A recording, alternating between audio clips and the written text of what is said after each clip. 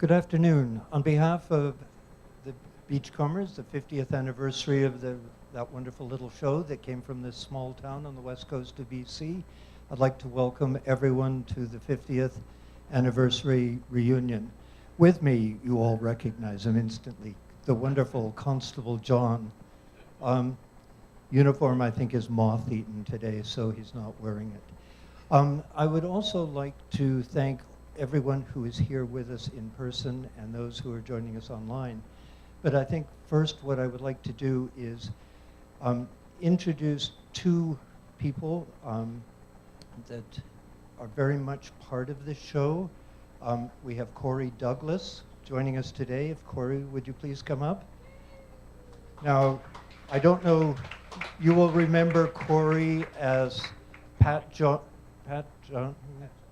son, and well, he played Tommy in the Beachcombers. He was only about that big, and he was Pat John and Marianne Jones's son. Now we have another very special gentleman with us today. We have Matt John, who is Pat John's son, and the last time I saw Matt, he was a babe in arms 30 some odd years ago. So it's wonderful. But what I really would like to do is acknowledge the lands we're standing today. And I think it's significant that we have a member of the Squamish Nation with us, a member of the Sechelt Nation with us, and I would just like to acknowledge that we are blessed to be able to live and work on these traditional territories of both nations. So thank you very much for joining us. Is there anything you'd like to say at this point? Yeah, this is a wonderful opportunity. I mean, the land acknowledgement certainly provides a purpose. I'm especially excited to see some friendly faces I haven't seen in a long time here. I'm pretty excited about this. Thank you all for being here.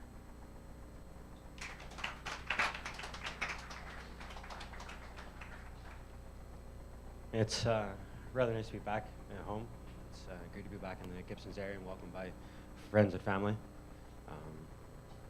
Great to be back. Thank you both. And just a quick little plug for some of the work that's going on. Corey is working with BC Tourism and the town of Gibsons, and we're working towards a meaningful restoration of the Persephone and a tribute to the First Nations, who are such a huge, significant part of this show.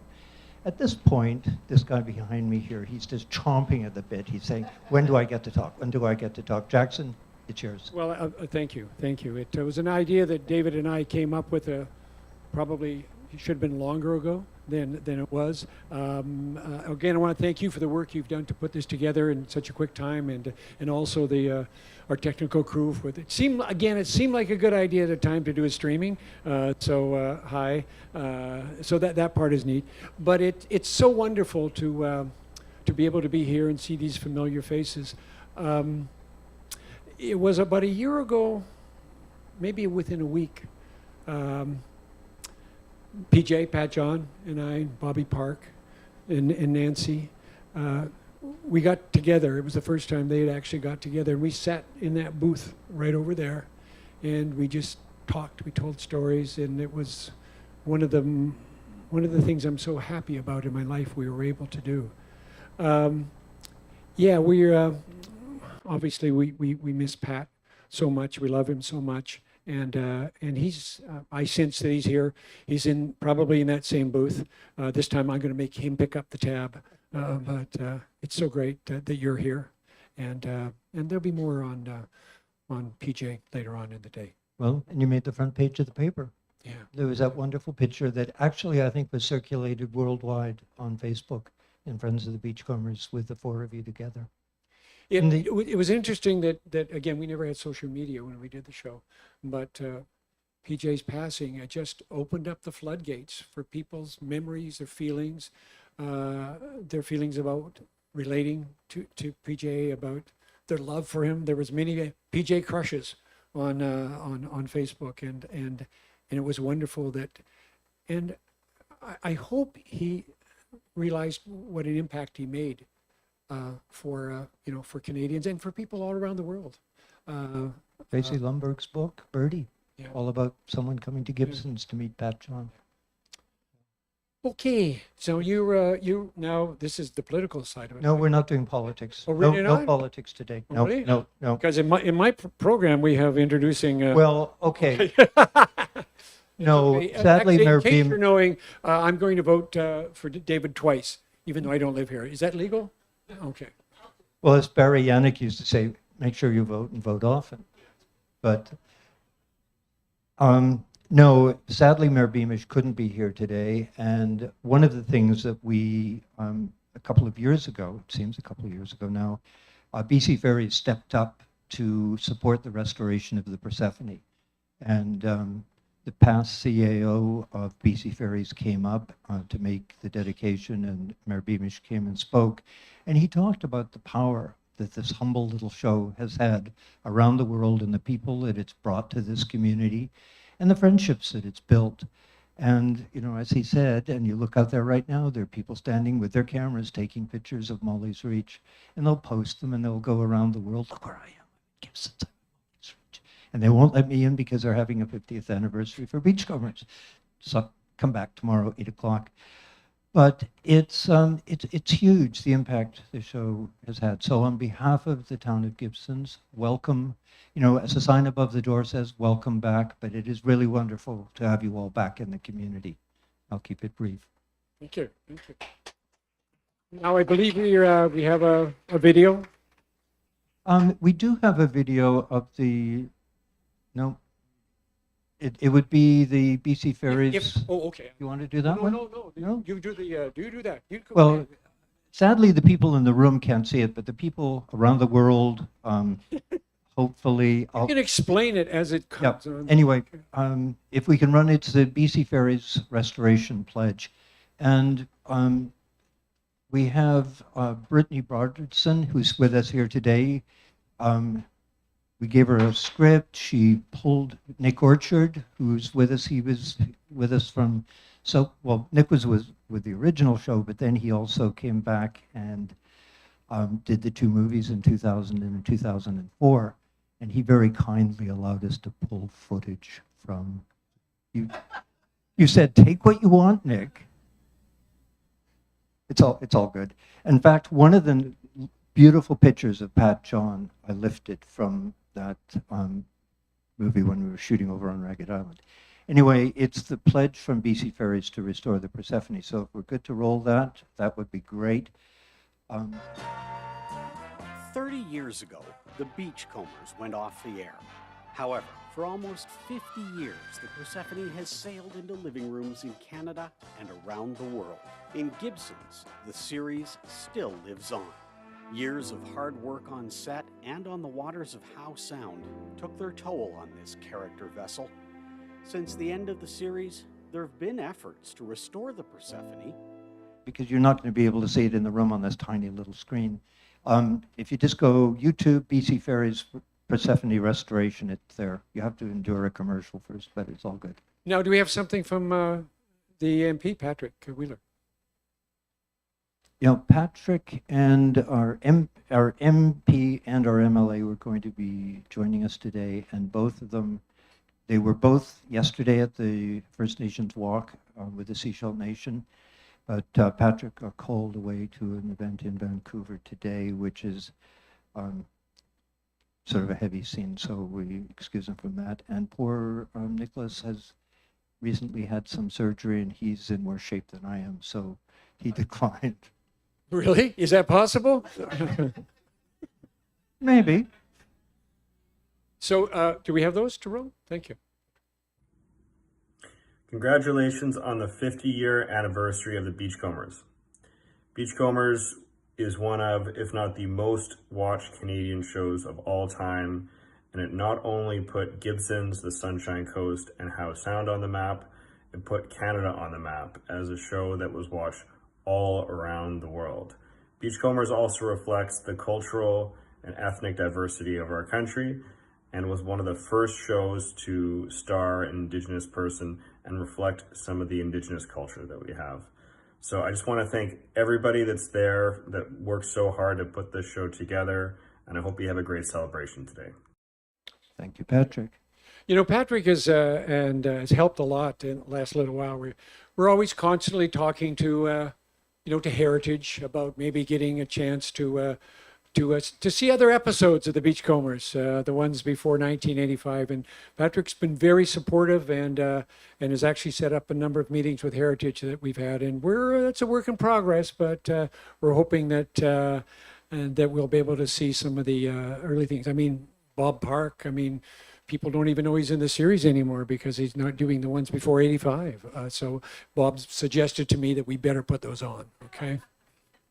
Well, and just for people who want to know, APTN have renegotiated to release the episodes that they managed to get secure from the vaults of CBC. It's a great series, and significantly, they do feature the First Nations cast in the series. So, kudos to APTN. Yes, absolutely. Okay, I've got the one he's got the script. rundown, and he's got it Okay, folded up yes, in his boom, hand. boom, yes, okay. We've got a lot. I got a chance to, and again, I remember Matt when he was just the kid, right? That little whatever. 82 born, 80, same as my son. Yeah, I remember. And I've got a chance to spend time with him lately and realize what a wonderful person he is. And I know that the Pat always chatted about and talked about you and how proud he was about how taking that train ride out to see you, PJ in a train sitting up that over 14 or 20-hour trip just to see his son. I thought was wonderful. But I wonder if you could get up and just share something with us about Pat. I mean, so thank you.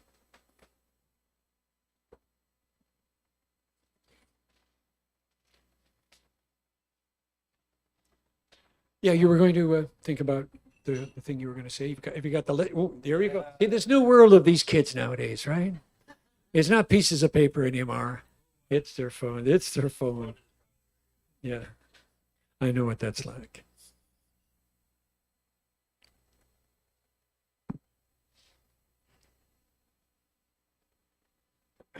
I was driving home and after a hard night's work, repairing a tile floor in a grocery store, dropping a friend off at a place and chatting with him since he's having a rough time and needed to talk.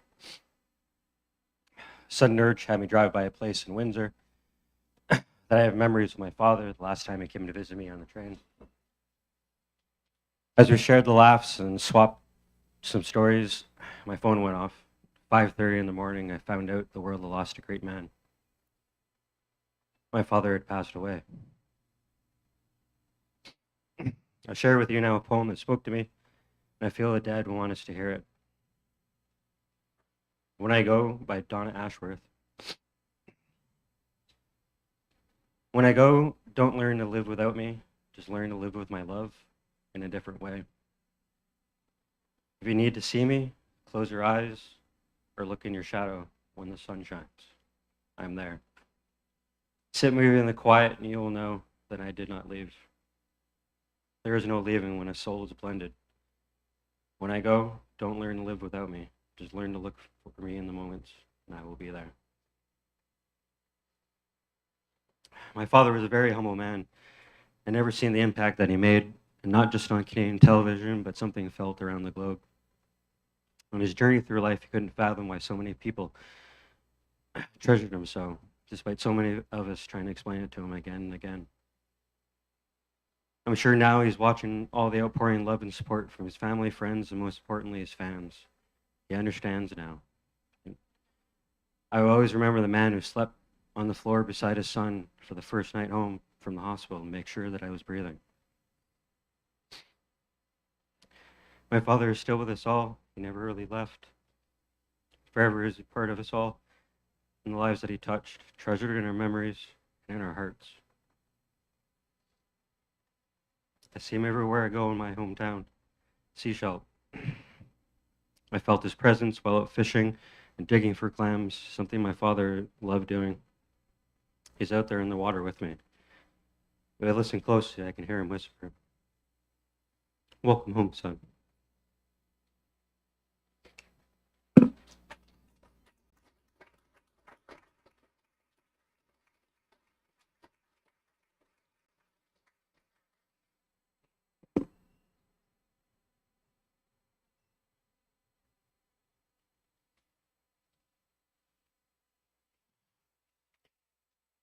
you know, just listening to Matt talk, you can hear his father's voice. Um, I gave Matt, it's a talisman. It's something that the Gibson's Paddle Club is very proud of. And anytime they travel or do a group activity, they make sure that everyone on the vessels have this talisman, and it has Devil's Club on it and some beads which are significant to the native colors. And there's a special tie between the one I had before this one and the one I just gave Matt.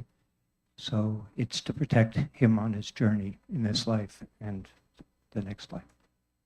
And I'm proud to share it with you. Thank you.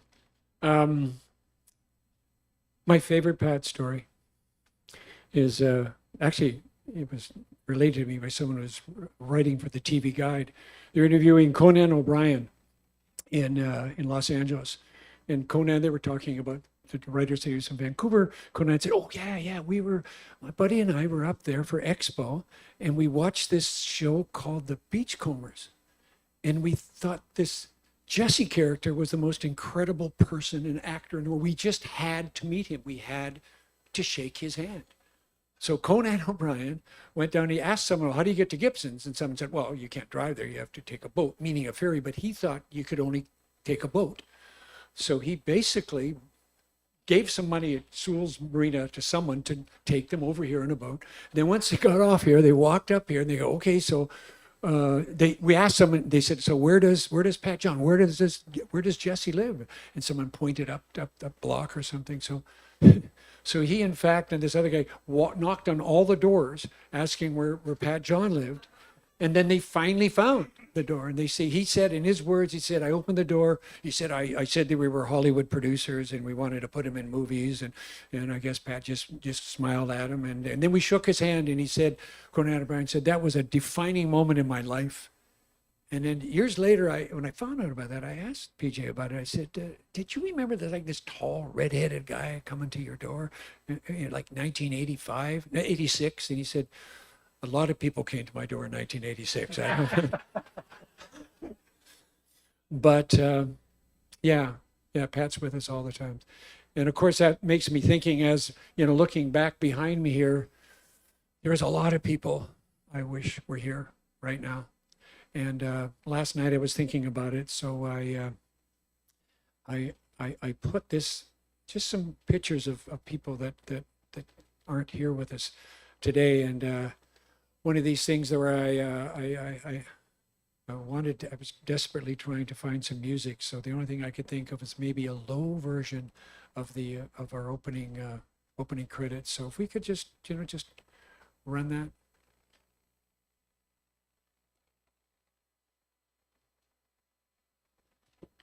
At the 10th anniversary, there was a tribute to those who weren't with us at the 10th season. You figure the show went for another 9 years, and here we are 50 years later. It's I printed out the MBD list, 22 pages. Yeah. You know, of people that worked on the show, either in front of the camera or behind the camera. And it's really staggering when you go through that list. And it's not by any means complete.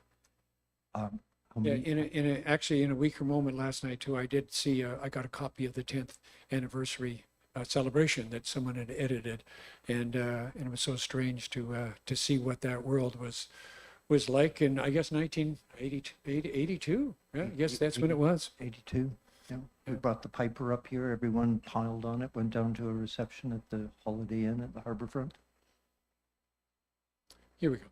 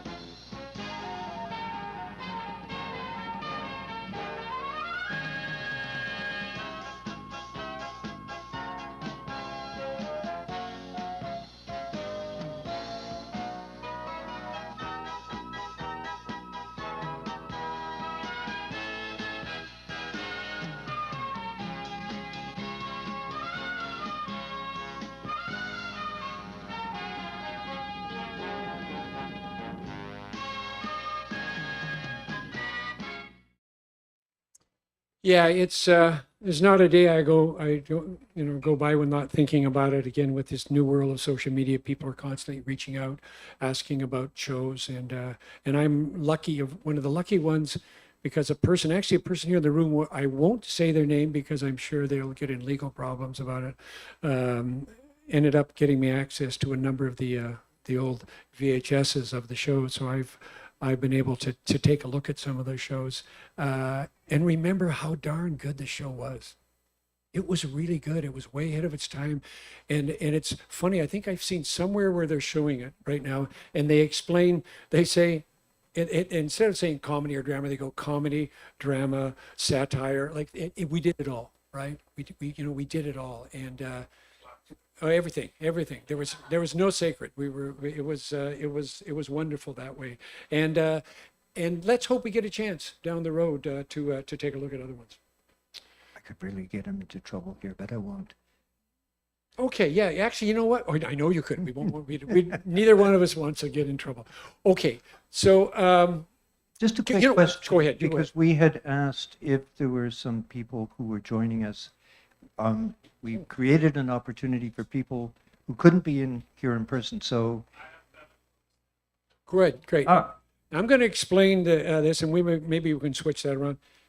Again, we forget sometimes that people not only in Canada but the world watch it.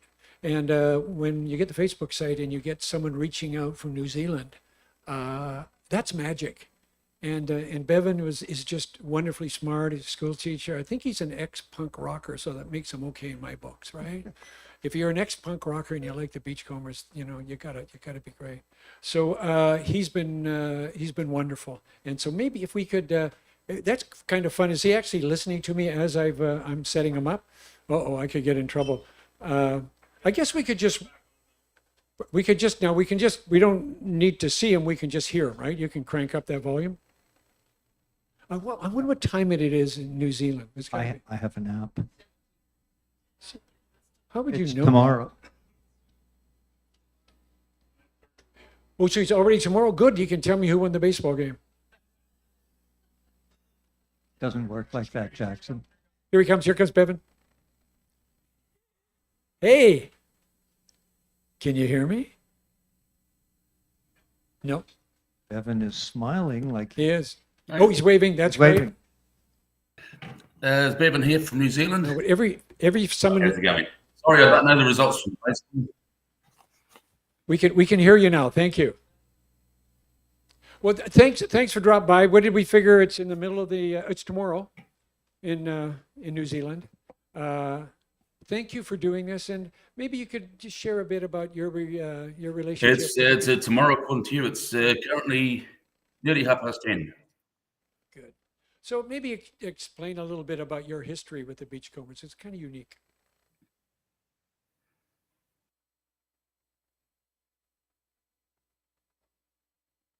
Did I get through? Maybe the delay. I was watching when I was really small, during the 70s.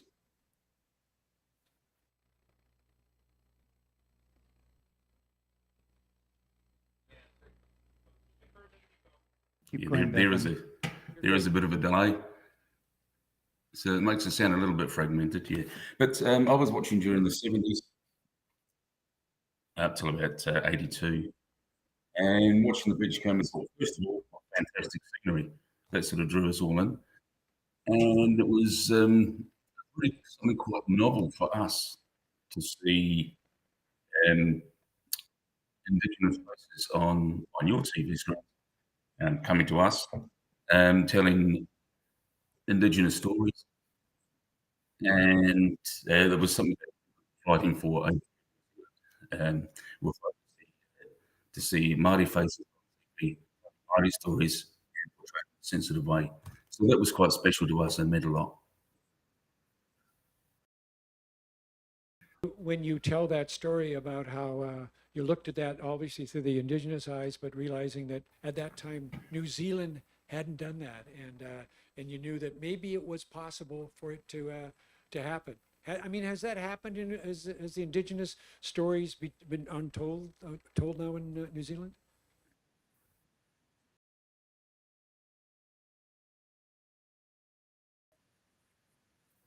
Absolutely. We've had it took a wee bit longer for us, but it's become more of a reality.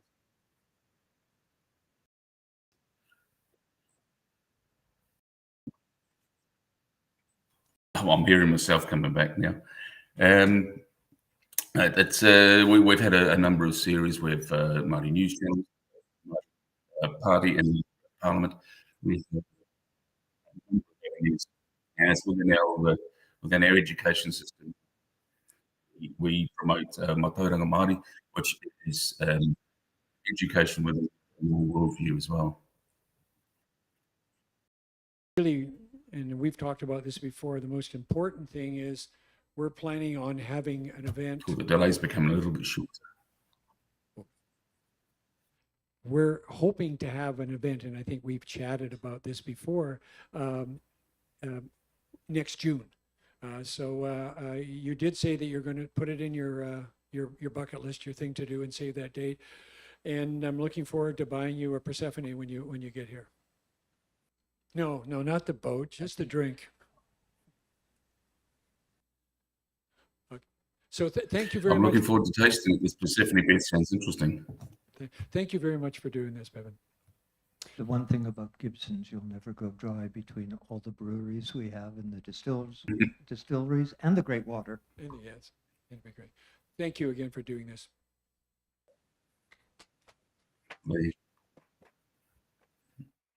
Okay, so David, we may need your help in this next little bit, right? Okay.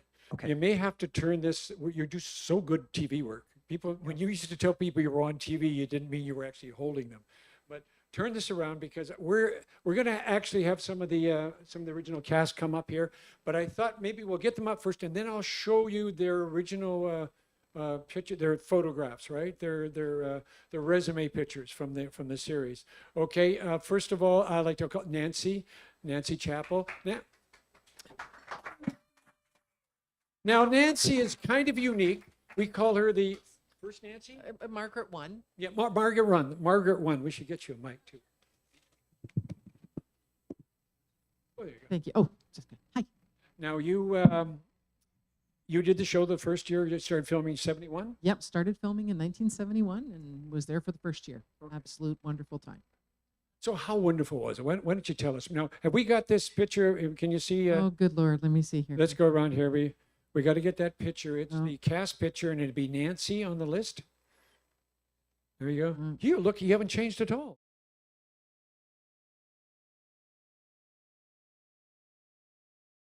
Bobby right across the key test and key pass. That's good. And then I think there's another picture here, I believe. Oh, my God. Oh, maybe not. Maybe not. Oh, yeah. Were you in the witness protection plan right I after was. you did I this was show? totally. Still am. Still am. Yeah. So what happened? Why only 1 year? Okay, so for first of all, it was an absolutely amazing experience. The reason why I aged out of the part because I started when I was 10. And as things happen, I don't know, must be all the hormones in the food, but the time I got 11, I was almost bigger than Bob. And so I grew a lot. And also my dad was being in the process of being transferred to Montreal in 73 anyway for the Olympics. So it was going to come to an end one way or the other. So they decided to pull me at the end of the first year. What was so wonderful about that first year? I think the fact that all of us, Bob and Pat and myself, we were all new to this. But the fact that we were, and I don't think any of us realized at the time, but it was just such an opportunity that we didn't realize that 19 years down the road what an impact this show was going to have on Canada and around the world.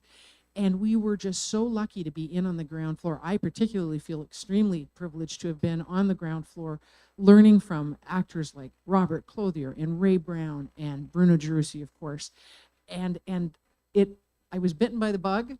I've been fortunate to be able to stay in the industry sort of in the latter part of my life.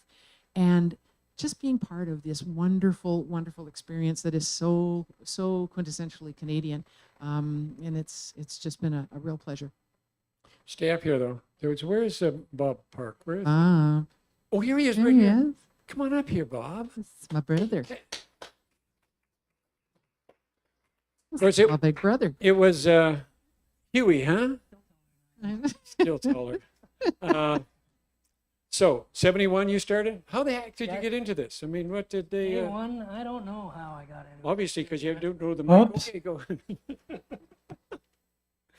I took grade 9 drama, and my drama teacher put my name into CBC, and I told my parents. They weren't too keen on the whole thing, and so I went down there and had an audition, and me back for a second audition. It's getting pretty serious at this point. Tied with 2 other kids. A week later, they phoned me and said, "You got the part of Hughie Carmody, but..." Is that you again? Hold it a little bit closer. I'm all Clo- alone clo- and the night's so long. And so my parents, I think they thought it was only going to be a summer filler. So they allowed me to do the show. And then year 2, year 3, year 4, year 5, 6, year 7. I'm 22 years old at this point, and Did you see what you... There you are there. I think there's one more of... yeah, too. little smart-ass kid there. yeah. Well, they won't look at that. Got the mullet happening, the Richmond mullet. Yeah. That's the heartthrob picture. Was that before the broken nose? Yeah. Yeah, so it was Matt, I got to hang out with your dad, lunches, suppers, after suppers, here in Vancouver. Like, we hung out. Yeah, I got to go fishing with your dad and Jackson. I got to hang out with all these wonderful people on set. Bruno, we'd share stories in the morning. Nancy, we'd look after Nancy and she'd look after us. I think you got me my first coffee. Probably. And so I was 15 years old and deer in headlights, and I think that's how Matt, your dad, told it last year. We were all deer in headlights. And if it wasn't for the wonderful crew kind of looking after us, and yourself, Jackson, I think we'd have probably went astray. And well, we did a few times, but you kept us in the straight and narrow. So I got to thank everybody for babysitting us when we needed it, keeping us on the straight and narrow. But it was all a great experience. I was in about 75 episodes, and it was all a big family, and it was just the work was one thing, but it was the whole family and being together. It was a real unit. Great to be involved with it. Thank you very much. And I just wanted to say last summer, when we did get a chance to get together in September, which would have been the 50th anniversary of the first year of filming, and it was the first time that I'd seen Bob in 49, 50 years, same with Pat, and it was like we'd never been apart. We picked up where we left off. I know we all had a tear in our eye when we first saw each other. It was just remarkable, and I was so grateful to be able to see your dad again. And can I tell that little story that I told you about the letter? My mother was a great one for making me do things like thank you letters and Christmas cards and stuff, even at the age of 10. And I sent everybody in the cast a Christmas card in 1971 between the break over filming at Christmas time. And your dad sent me a letter back, and I still have it. Two-page long letter, this 18-year-old kid sending this 10-year-old kid a letter, which blew my mind. And it was lovely, and it was chatty, and it was wonderful. And then after we spent time in the fall, I sent via Jackson a Christmas card to him. And 50 years later, I got another Christmas card back from him. And I'm getting emotional thinking about it. And it was the same kind of thing. And I recognized the handwriting immediately. It looked exactly like the handwriting from the letter I got when I was 10. And it was like full circle. And it was just so special to me. And we miss him terribly. But my goodness, we were so lucky to be able to connect with him last year and to rebuild friendships and to re-solidify the love that we had for each other at that time that we still have now. Thank you. Maybe what I'd like to do first, before this next actor comes up, I'd like to go to his photograph, his resume photo. Just no, the next one. Okay. Okay. Here we go. No, one more. No, the other way.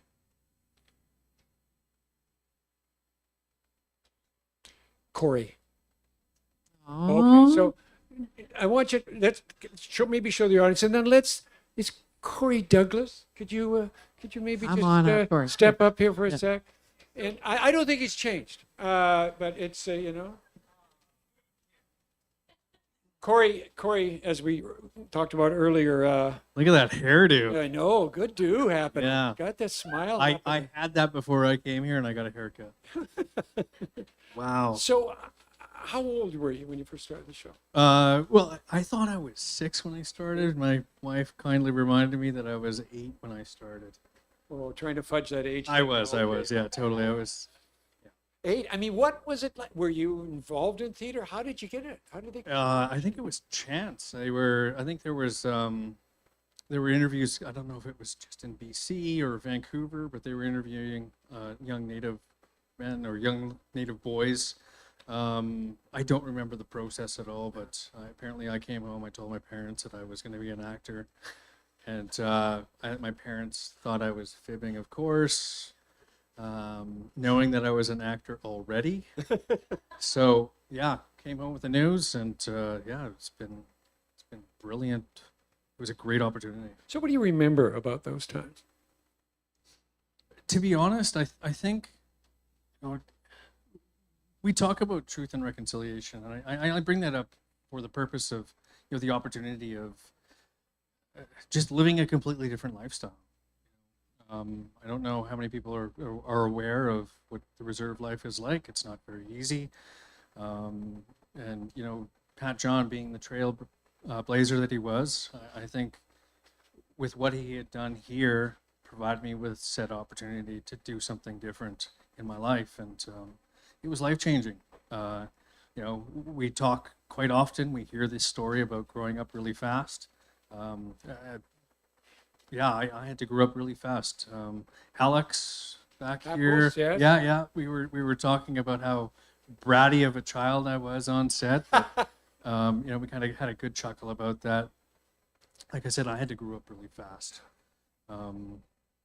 Be responsible, get up early. You know, that's never easy. And with a lot of us already had done it for like 10 or 12 years, we were kind of up to speed, you know. Yeah. Shar was in it as well at that time. So she, you know, she knew what the system was, whatever. Yeah. It must be strange to throw a young kid into that scenario. It's not like now that you would have someone with you always on set, you would have someone who would be working with you all at that time. No, it was just, you know, just go do it, kid. Yeah. Yeah, no, it was a lot of fun. You know, being on stage, learning lines and memorizing. I mean, my memory's shot now, but I can only imagine how challenging it was then. But again, it was a lot of fun to do. It was a great experience. You know, I think I want to say, like, I'm so comfortable being in front of a crowd. I get to, you know, be myself very comfortably. You know, like I said, Pat John was an amazing human being. In the short time that I did get to spend with him, it was primarily on set. You know, we have busy lives. I wish I had had an opportunity to sit down and talk with him and yeah, just talk about what it was like here on the set of Beachcombers. It's been a wonderful opportunity to meet you, and I feel free anytime to reach out and talk to me. I'm here for you, with you, and brother to brother, man. I'm here for you. You're living an interesting life right now. You're smiling. I love that when you smile, and you talk about how the confidence you have, and I've seen you in other situations, and you're one of the most confident persons I've ever known. And what is that drive? And tell us a little about what you're doing now. If we do have time, so it's How much time do we have? Yeah. I have spent, most of my life trying to find a cultural identity, and I think I found it when I was in my early 30s, and getting to know a little bit more about my heritage and culture. Finally admitting to myself that I was Native, First Nations. Finding that cultural root for myself, and through that process, leading up to that day of finding my own self-identity, I went on to get an architectural engineering background, and I'm acting as a cultural advisor for a variety of First Nations communities.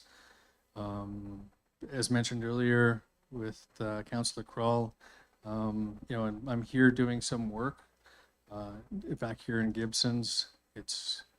This is very much a second home for me.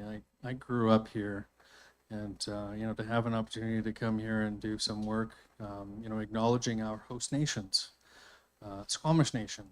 This is the traditional territory of Squamish Nation, and if there's any opportunity here for me to do some work, not only on behalf of Beachcombers, on behalf of my family, on behalf of my community, on behalf of the First Nations people. There's some pretty exciting projects out there. Truth and reconciliation is real. Decolonization is a hot topic. Indigenization, there's so much subject matter.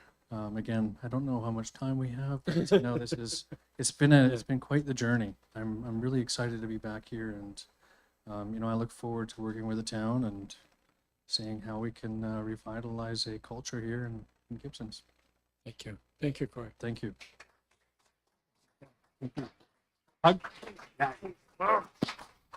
Thanks again. Corey said something there that was really significant. My family. When we did the movie in 2004, and we reached out to Pat John to come and be part of us with it, and he said, very, very in his soft voice, said, I did the first movie because that was for my family. He said, I don't really feel I can be part of this family. And it's true, Beach really was a family. Everyone looked out for one another. Just, I've seen that picture of Corey, I don't know how many times, but just looking at it now, I did the boutonniere he was wearing. And it was interesting because when Pat John and Laurel got married, we did a Christian service at St. Hilda's Church up in Seashelt. And then we did a traditional Native wedding at Gospel Rock. And being told to switch mics here. Okay, I can do that. Take direction well. But there's a wonderful picture of Pat John with Corey wrapped in a shawl that we had woven. And that shawl has been rescued. It's in somewhere, a safe place. That hopefully when we can get a proper tribute to the First Nations for the Beachcombers, we'll get some of the pieces out that have been very carefully preserved by people who care, and bring all these pieces together to form a really proper recognition for the significance of Joad. Back to you, Jackson. Well, there's been a topic mentioned here, and that's family. And when you go and you look, Bruno and Robert and Ray, and even the kids, Marianne, Shar, who would have loved to be here. It's interesting that we were a family then, and we continued to be a family after the show. We still reached out to each other. We still had that great those moments when we'd see each other. And, like Nancy said, the conversation would be picked up, whether it was 2 years, 10 years, or 30 years, we would still be that family. And it's not only the performers that were family, it was the crew. And it was neat we went through in groups. Maybe the crews would working together, maybe be there 6 years. How many years were you there, David? I did 8 years on the series and then the 2 movies. Okay, so. Yeah. So it's true, and there's lots said about how we started a lot of things here. The crews were incredible. Like Johnny Smith was, but there was nothing that they couldn't do. I think we invented filming on water. I mean, no one was doing it. No one was doing it before. And after, they keep saying, how could you do it? Well, our crew figured that out. And it's so nice to, to see them here. And again, we pick up right where we were before. And thank you so much. Again, we don't have time for mention everyone, but, John Kennedy was the head of drama at CBC in Toronto, and I have never felt so much support from someone in a head office in my life than we had with John and the Beachcombers. You'd come out here. Every time we would come out here, it would be positive. It would be wonderful. And I think it kind of worked because after he retired in 1990, when the show went, he moved out here. Thank you for everything, John. Again, thank you, Joe Batista, as well. It was a group, and it expanded, and our family included a lot of people, and that part was kind of neat. Should probably The whole CBC thing was, from our point of view, was doing more with less. I don't think a lot of people appreciate that we produced 21 episodes a year for under $1 million. And when you look at, you can't even make a TV commercial today for that. And you look at the size of the crew. It was a small crew. We were like 35 people totally, from the production office to, the traffic girls. We were a small crew. You look at a film, even a low budget film, when it comes to town today, it's a crew of 125. So it really was magic that was created with the resources we had. We were extremely lucky to do a couple of movies. One 2002, 2004. Actually, we wanted to pitch a series, but I think the idea is we wanted to do a new Molly's Reach with Dave Thomas as Molly, and it was the shortest pitch we ever made. The Slako Kimku, the biggest or most interesting name in Canadian show business, said yeah, and then my co-producer Nick Orchard and I kind of looked at each other and go, oh, okay, that sounds good. And we loved coming back here. We had fun doing it. Again, we tried to embrace our family. And I think, Bob, you actually came back and did a cameo, did you, Bob? Yes, you did. Yeah, I didn't think we could afford him, but he came back.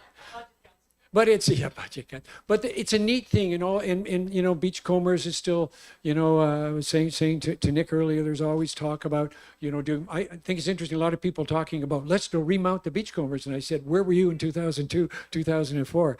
But things keep changing, keep evolving, and whatever. And like I said, Nick and I were lucky enough to co-produce that series, you got actually a little special announcement to make. This is hot right off the press. I just found out about this moments ago. Nick Orchard worked. You worked. I was a production manager on the original show. You were the one who gave me that big check for per diem. Yeah, good. Yeah. But to begin with, I should really. Nobody's interviewed you. No, I don't. No. I've talked too much over the last. I understand. But I love the story about how you first got the role of Constable John. Yeah, well, it's probably been, I've gone to lunch on it probably too much, but honestly, I used to think it was my incredible acting or whatever, but it came down to, what size of jacket do you wear? And I said, I'm 42 tall. And they went, he's got the part. And I think, God, I'm so good. No, CBC had one RCMP uniform, 42 tall. If I'd have been a 38 regular, I'd be acting with Tasquin Trailer Factory now. So that's basically go. Life is like that. We open those sliding doors, we go one way. We open those sliding doors, we go the other way. And I love that story. I'd also like to acknowledge the people who created the Beachcombers in the first place, without whom we wouldn't all be sitting here 50 years later. And that's Lynn Susan Strange and Mark Strange, were the original writers and creators. And Phil Keatley, who was the head of drama at CBC Vancouver at the time, and actually was a mentor to me because he directed me as a 10-year-old child in the Caribou Country series that actually was Chief Dan George's debut as well. So I'd like to acknowledge them because they created something wonderful that not only the Canadian people got to enjoy, but the crews that worked here formed the basis of the film industry in British Columbia, which is alive and thriving today. And everyone, as you say, learning how to work on the barge and things like that. We innovated it, and those people went on to great careers. So I want to acknowledge them. Before you continue with that, I guess I don't have to do that next speech. Oh, sorry. I'm sorry. No, no, about love that. it. Thank you. Yeah. Great idea. They're right. We were blessed with so many great writers. Obviously, Mark and L.S. Stranger. It was great, and we got a chance to work with them after Yeah. as well. But Merv Camponi and you take a look at, and I found out a couple of interesting things. Now we used to kind of think of it like a boys and boat thing, like boys and boats or whatever. But I took a look at the story editors and the story consultants on the episodes. I could only find like maybe a year and a half where a woman wasn't the story editor. Yeah. And then I looked at the scripts, and out of the 365 scripts, I think at least 112 were either written or co-written by a woman. So, and this is the 70s and 80s, and probably that was one of the reasons that that maybe it had this quirky kind of wonderful feel to it. So it's probably the best time and the best place to announce that this past week we actually signed a rights agreement with Lynn Susan Strange and the estate of Mark Strange to do an animated Beachcombers. That's cool. That's cool. Yes. And obviously, it's thrilling to get the opportunity to carry this whole thing forward. And in fact, this whole thing had its genesis in this very room because my company, Soapbox Productions, is working together with Blair Peters, who was head of a big animation studio called Studio B Productions. And he now lives in Gibsons. He was having lunch at Molly's Reach, and he thought, it might make a good animated series. So, and to be honest, when he came to me, I thought, I'm not so sure about that. But when I began to think about how some series have reinvented themselves, like Corner Gas, in animation, I thought that just might work. And what is even better in my mind is that unlike the movies we did where we had to create new characters for our dear friends who passed on, we can go back to the very beginning and bring back all of those wonderful characters, bring them forward into the present day. But, all of these characters will live again. And that's fabulous. And also when you think of the tradition of indigenous storytelling that this series had, we can go even a step further. If you've got animation, you can start telling indigenous legends and things like that, morph into that in a wonderful way. So it's terribly exciting. And in addition to all of that, we can't really mention at this point, there'll be an announcement in a few weeks, I think. We're talking to some major animation studios about this who already do series with Netflix and things like that. The idea will be to create an animation hub here in Gibsons. Cool. So that Gibsons can become an animation center doing a series that began here 50 years ago. That sounds great. That's Yeah. How cool is that? That's great. So we're going into development. You may not hear from us for a little while because it'll be spring by the time we've got the package together and everything to go out to the streamers and the networks. And God bless them, maybe CBC might be interested. I'm not sure. Well, let's hope. Thanks for giving me the Well, opportunity absolutely, to Nick. mention this. So you're saying that my puppet idea didn't fly? Well, I tried. That was the first thing I pitched, Jackson. You know that. We worked hard I know. but 4 years of being turned I down. know, puppet. It didn't work. Yeah, Anyway, yeah. Take care. And good luck with that, Nick. Good luck with that. Great news, Nick. Oh, I think you need one. Yes, for sure. We're also working with Daryl Dennis, who's a wonderful Indigenous actor, writer, and director. He's shooting a film at the moment over on Vancouver Island. He was one of our stars in the Northwood series that I did for CBC some time ago. So he's going to work with us as well in development, but I take you up on that. Okay? Yeah. Thanks, Nick. That's great news. Now, how are we time? Do we have a couple of videos from some fan videos from Geo? Oh, Charlene. why are we letting Charlene? Oh, it's a video. We're not really making it late. Could we turn this around and hear from Charlene? Will just be a second. Don't run it quite yet. Thank you. Thank you very much, TV man. Do you want to just move it over? Oh. Hi, Beach fam. Sorry I couldn't be there with you today. Happy 50th anniversary to the first time we aired, but also a blessed and respectful tribute to PJ, whom I love dearly. Have a great day. Yay, Charlene. She is such a wonderful person. We are so lucky. She's so smart. She's so wonderfully political, but in just a non-obvious way. And it's neat. She's I'm so glad I know her. I think we should have made an arrangement to stream for 2 hours rather than one. Oh no, we can. We're just about wrapping up. This Oh is the no, last one. but what I wanted to say is Phil Coe, who is, Oh yeah. I don't think there is a bigger Beachcomber fan than Phil.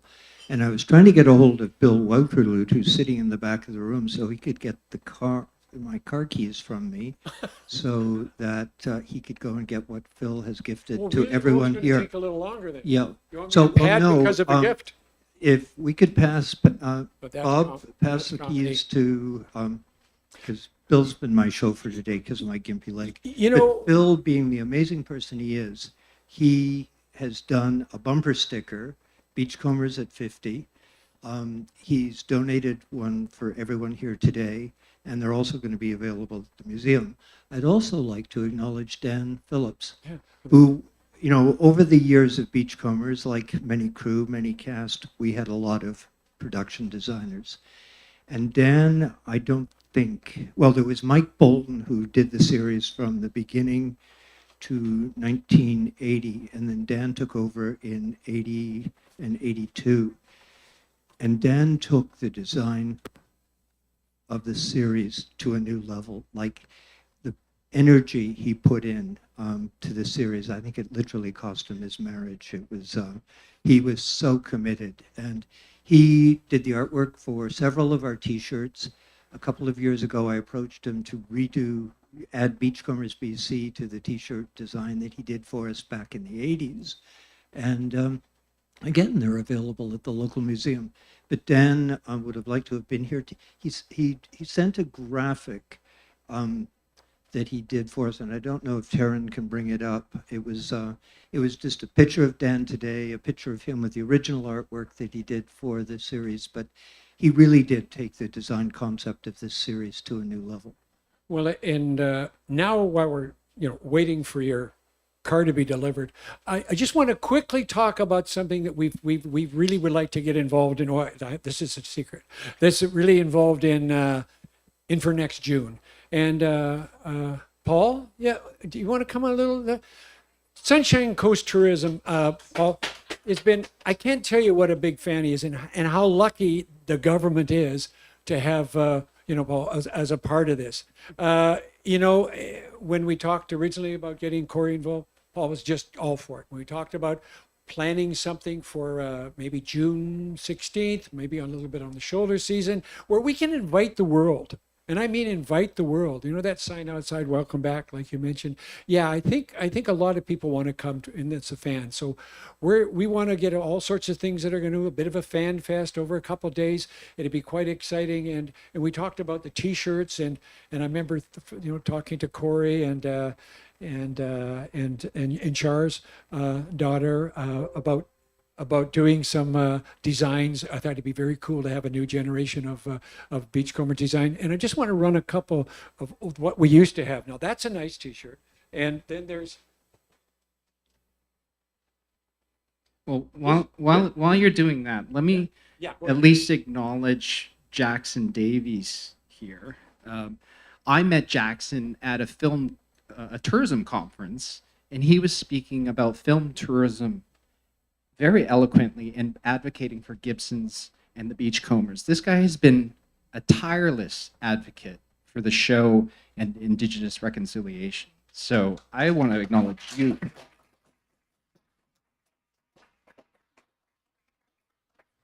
So this is the first, I thought this was mine, but maybe it was one of my kids. Like, I had that small.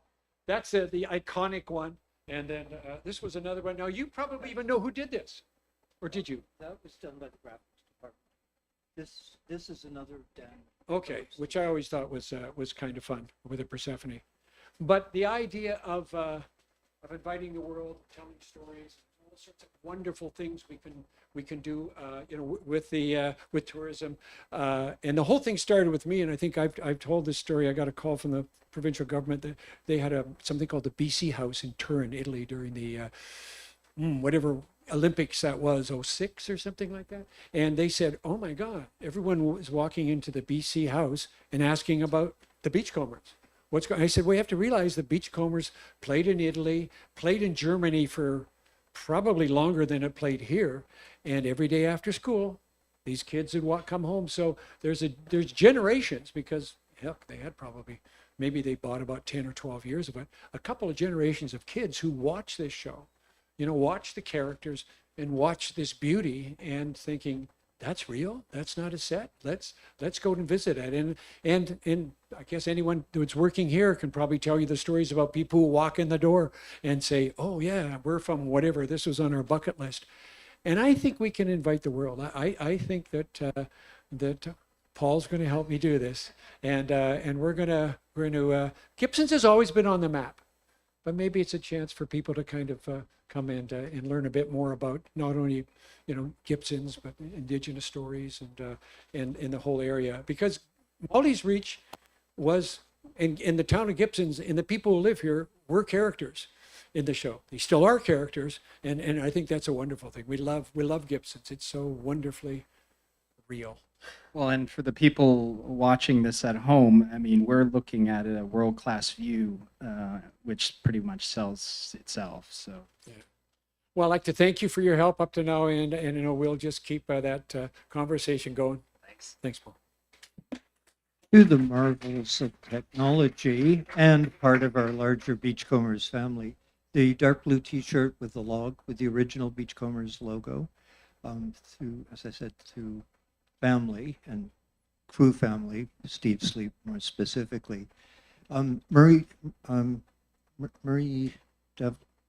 Devlin was the original art production designer on Beachcombers, and he did a lot of stuff. He also went on later to do Ritter's Cove. But for some reason, Murray, I don't know what it was, whether it was family issues, he just found it difficult coming up to Gibson's all the time.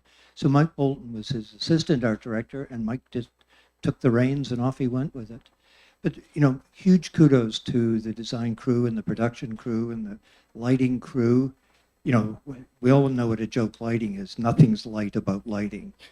And, So I noticed your driver is here. Thank you, Bill. So, thank you. Anyway, this is the bumper sticker that Philco did for us. And it's great. Years ago, he donated a T-shirt to the local museum that he just produces his stuff, and the archive of material he's got is insane. Like, yeah, he's the ultimate. I mean, he came while we were filming, and the last day we were filming, he came here as well. Again, anything I needed to know about any series, you could just email him, and he'd have that answer. He was enjoyable. So do we? I think we're. The hook is about to come in, fine. I That's guess, on probably stage. good. Oh. No. It's you know what? You're probably at home. Are you still there? There we go. He's gone. He's gone. David's gone. Thank you, our home audience, wherever you are. How wonderful to you found time to link us in. You're very special, and thank you for all the support you give us on our site and all those wonderful likes and comments about it. I mean, honestly, this has been a bit of a battle for the tall, bald guy for a while. And every once in a while, if I'm feeling like, oh my God, do I want to do this anymore? I just read some of the comments and realize how important it was to so many people. And we'll keep fighting for things like that.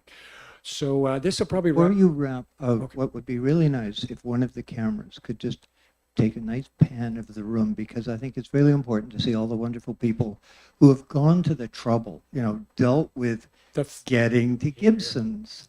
And I think it's really important, and I feel absolutely incredible that so many people took the time and made the effort to make the journey to join us. And hopefully, as this says, you know, the next journey we're going to do together. Over to you. No, I was just watching this camera, how it's very pan, and They're very creative. and you're very gentle out there as an audience too. I appreciate that. Thank you. Thank you. All right. So, so goodbye from wherever you are. And thank everyone around the world Well, who yeah, hopefully is absolutely. going to be hitting that link on the Friends of Beachcombers site and getting to relive all the magic moments again. Thank you very much. Cheers. Thank you everyone for coming. And again, special thanks to Molly's Reach and the Persephone. While you're here, sorry, just right before you go, we've off the stream now because I didn't want to deal with any rights.